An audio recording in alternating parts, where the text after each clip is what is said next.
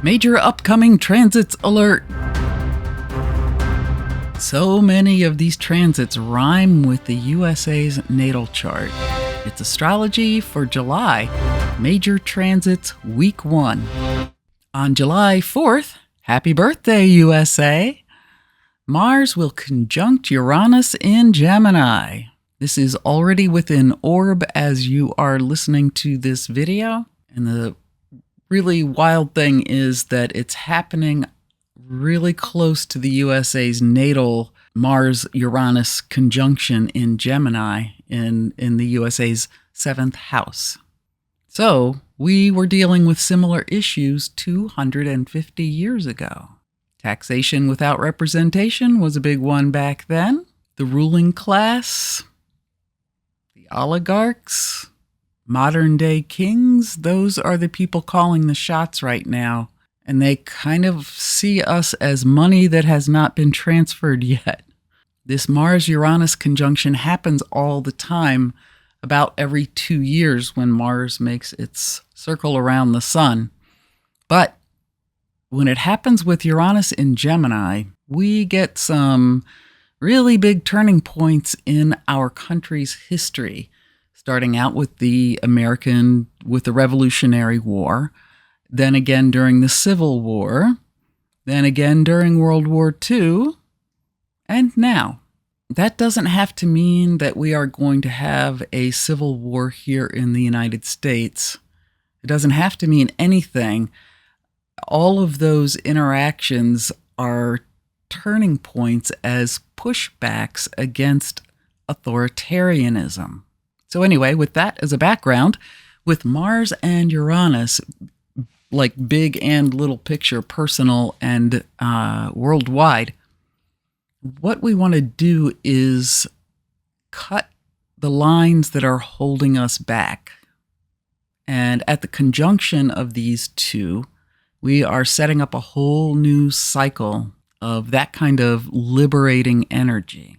Gemini is an air sign, and it's really about how we are framing our reality. At its core, we are coming out of ambivalence about things that have two faces, right? Like Gemini.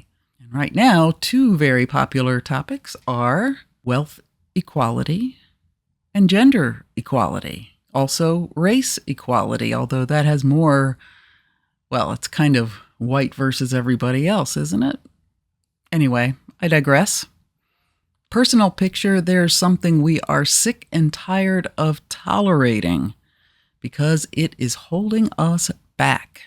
But we have to see that it's holding us back before we can do anything about it, right? We have to know what's wrong. It can be a really tricky and kind of confusing time because if we go overboard, we can burn the whole house down. But if we don't do anything, we might burn the whole house down too because we're so irritated. And if we are breaking past the boundaries that are actually going to liberate us, then this is a big opportunity. So discernment is really important. A few hours after that conjunction, Mars sextiles Neptune. Mars squared Neptune back in 1776. So that is a really interesting difference. Mars is about action, cutting, aggression, and just life vitality. It's our ego and so many other things. And Neptune, it's about the collective. It's about all of us, everything in the universe together as one. So back then, we were confronting the collective. We were the bleeding edge of how to run a country back then. Democracy was a brand new thing, and we were pushing back against the collective idea that some powerful man should be calling all the shots. But now most of us would like to be on board with all the rest of the democracies that are around the world. We want to be part of the collective. Back then, there was no democracies around the world for us to be a part of. So that's interesting. On July 5th, the Scorpio twins, Mars and Pluto, are going to trine each other. And this is very different than the aspect that we had in the USA's natal chart. That was a sesquiquadrate, an awareness of what is missing. But this time, we are integrating loveronis. This is a transit that can really change things fundamentally for the better if the people who are acting on behalf of the collective good. On a personal level, this is a great time to take charge of things and transform your life. It's always a great day for that, but, this is a good transit for doing that. Keep an eye on getting aggressive over it, though, or lording power over other people, or, keep your antennas up for being on the receiving end of that kind of bullshit. It's great to get into the flow and work without getting too obsessed. On July 6th, the Sun squares Saturn. Saturn wants us to build structures that support us, but he also wants us to break past any kind of limiting beliefs that we have. 250 years ago, this was the square that's on the other side, the 270-degree square. So it's a crisis. It was a crisis of belief. We couldn't believe in the monarch anymore.